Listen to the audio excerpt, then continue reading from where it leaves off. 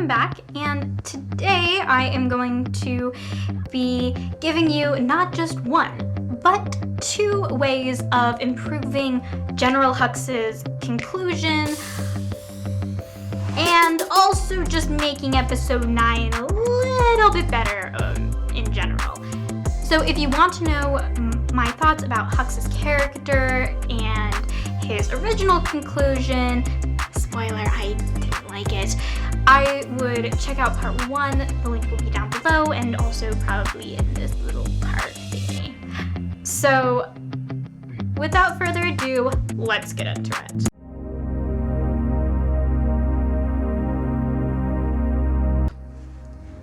So, this first version is quite a simple change. Just basically take everything General Pride did in episode 9 and switch it out with Hux. You don't even have to change that much of the dialogue. In fact, I don't know why J.J. Abrams just didn't do this in the first place.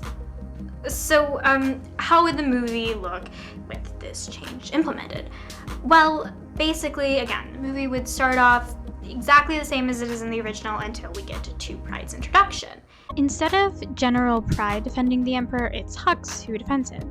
Maybe even someone could point out his failure with Starkiller Base, and in return, Hux can insinuate that he doesn't trust Kylo Ren, hinting that he knows he was the one who killed Snoke. The movie would then continue on as it did in the original, until we got to the stupid scene. I'm the spy. So this scene will play out a little bit differently. Instead of revealing that Hux was the spy, which is just... well, I made an entire video about that. That Hux would interrogate Poe and Finn, and Hux can be like, well, it isn't my least two favorite resistance scum. What do you want? I want to know who the spy is. We don't know. Well, then tell me this. How did Rey kill Supreme Leader Snoke? Rey didn't kill Snoke. Kylo Ren did. I knew it! No, you did not. Then Chewbacca breaks away from his chains, or Finn or Poe could shoot him in the leg or something. Then after that, I would add a small little scene right here where Hux is going through a transition log, or maybe like, you know, Kylo Ren's ship or something like that. And we learn as the audience and Hux that it was actually Kylo Ren who is the spy. Or rather, he was the one who sent the information to that Palpatine was alive. I like this change for 2 reasons. Well, actually 3. So the first one is it kind of sets up Kylo Ren's reveal to Rey, which in this version would take place the scene right before. And it would further set up Hux's motivations for betraying Kylo Ren and supporting the Emperor, which would happen in this version. The third reason I like it is kind of a meta reason. In episode 6, which, you know, obviously J.J. Abrams is just trying to copy the original, but in episode 6, Palpatine was the one who leaked the information. So it would kind of be an interesting, you know, twist, Kylo Ren leaking the information. Get it? Wow. Yeah, but it just makes more sense in general for that to happen. Then the scene with Rey and Kylo Ren would continue playing out as normal, and the rest of the movie would again continue on as normal. We would just take everything Pride did and replace it with Hux. Obviously, the scene where Hux is killed would be cut out. Maybe instead of what Pride says to Palpatine, Hux will say something more like, I now pledge my full allegiance to you, Supreme Leader of the Galaxy. I promise I will not fail you the way I did Snoke, which would make his defeat at the end even more satisfying and ironic, and it would just be a more cathartic conclusion in general, seeing everything Hux built be destroyed and he actually gets to watch it happen. Yeah, that's just a really simple change that I think would make Hux's character arc make more sense in its entirety and in a way feel more complete. But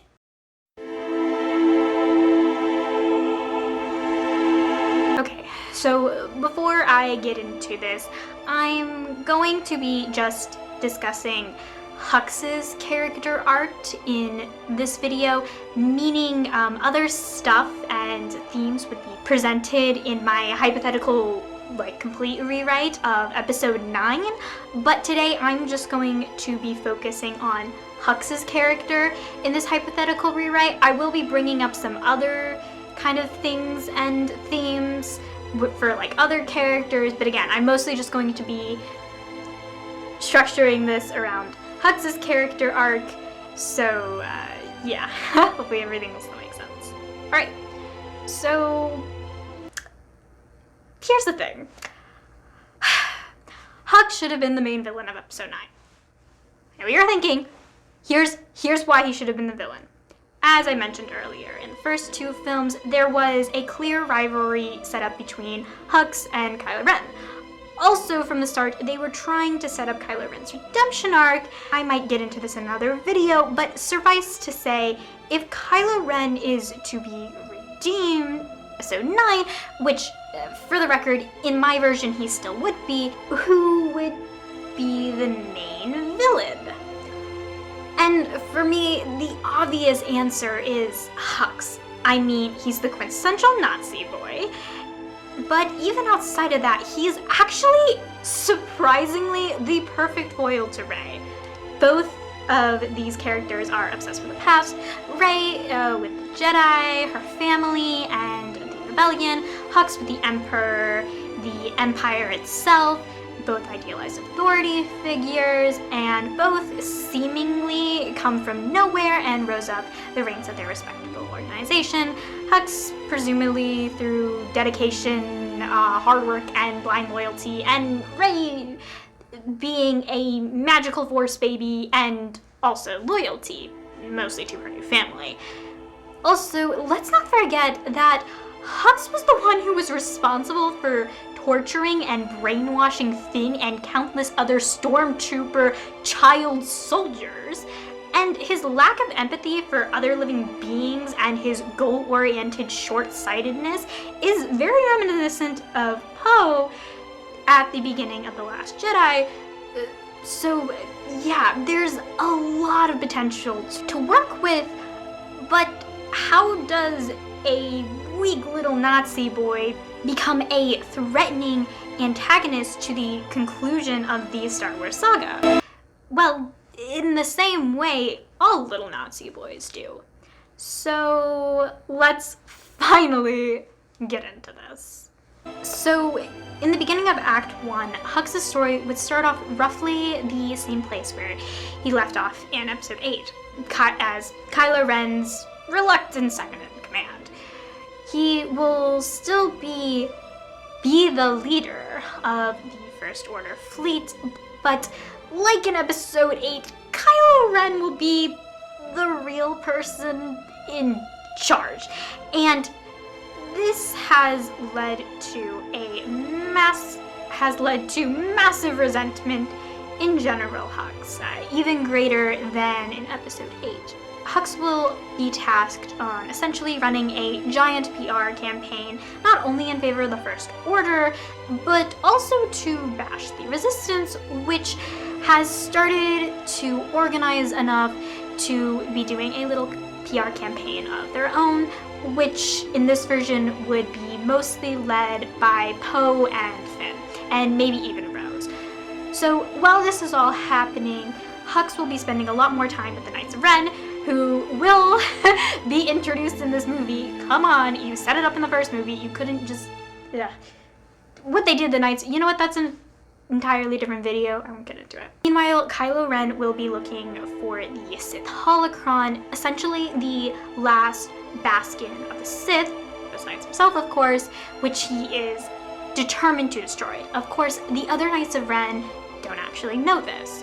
While all this is going on, Hux will also be trying to hunt down Rey, half believing that she was the one responsible for killing Snoke, and also partly believing that maybe she wasn't the only one trying to kill Snoke.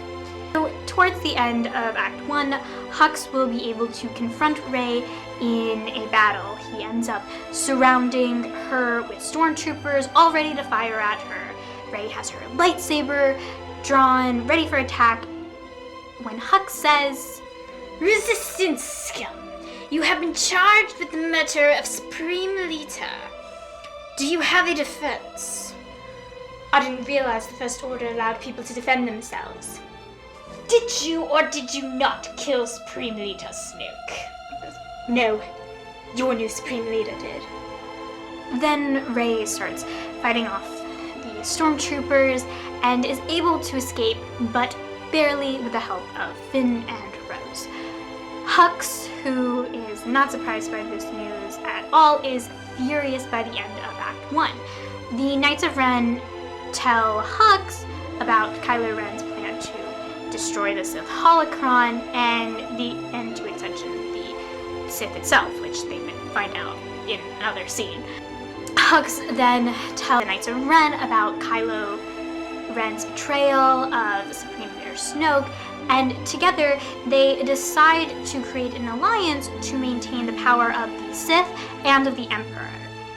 Hux would be the leader of the new Empire, while the Knights of Ren, or specifically one, I don't know, let's just say Koenig, would be the new leader of the Sith. This will lead to the midpoint of Act 2. With the Knights of Ren help, Hux will have a successful coup against Kylo Ren, using his propaganda skills and his leadership position to convince everyone that Kylo Ren is a traitor, which is partially true, and that he's completely unfit and unstable for leadership, which again, is kind of true. You can even make the argument that Kylo Ren never had to work for anything in his life. Everything just came easy to him because of his bloodline or whatever. They end up defeating Kylo Ren with Ben. Yes, he will be Ben again. With Ben barely escaping with his life, and the Knights of Ren pledge their allegiance to the now Supreme Leader Hux, and the gang starts heading out to find the Sith holocron for themselves. Finally, in the third act, Hux will be leading an attack against Poe and Finn. Poe and Finn's small band of resistance. They have a few interactions, mostly Poe teasing Hux, but Hux isn't actually letting it get to him this time. He has all the power in the world now, and it has made him bitterly cold. He is just stone block stoic. He becomes entirely more intimidating because he's been so emboldened by his powerful position. Poe and then Finn lead a small force of mostly civilians and minimally trained fighters against Hux's army, and it is a complete bloodbath. Hux is not pulling out any of the stunts. He's killing everyone he can, and he just does not give two F's. And to stop this bloodshed, Poe turns himself in, and Hux accepts, since Poe is one of the new faces of the Resistance. Hux, thinking nothing can stop him, accepts this request. Finn ends up surrendering with him. When